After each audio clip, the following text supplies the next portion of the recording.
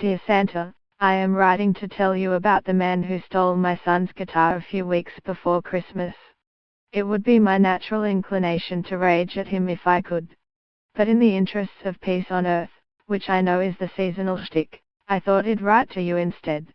On the first Monday in December I was working at home when I heard someone walking up the pebbled path down the side of my apartment block. I stuck my head out the window to see a man, dressed like a trade-in high Viscount jacket, carrying a black bag. And there I was, deep in the spirit of goodwill to all men, assuming he was a workman, a backpacker or an neighbor, looking for the entrance to my neighbor's apartment. It wasn't until my son got home from school later that day and went into his downstairs music-making man cave that I realized we had been robbed. The primal scream and swear words that erupted from him made me realize instantly he'd lost his one and only truly beloved possession. You see, Santa, I know Christmas is not about things, it's about people. Really I do, but many of us retreat into things like man caves and music around Christmas time, while others sashay out into a crowd of feasting family and friends. We find comfort there. I am not complaining about this.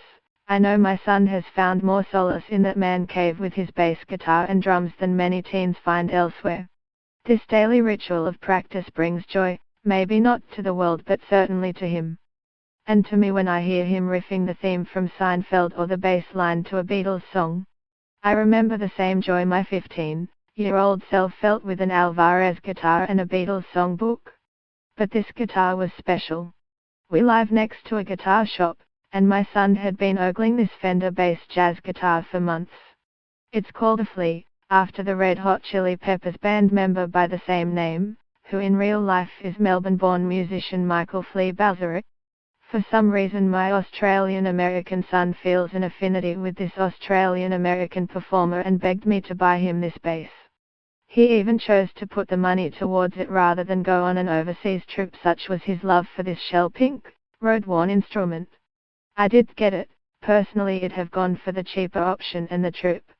But Doug, our next-door neighbor who runs a music store, who knows a thing or two about teens and musical instruments, convinced me otherwise. I can feel your son, said Doug, who is a great dad as well as a great salesman. He reminded me my son was like his own son Lewis, who had patiently put my son's first drum kit together many years ago and who is now living in the US working as a session musician.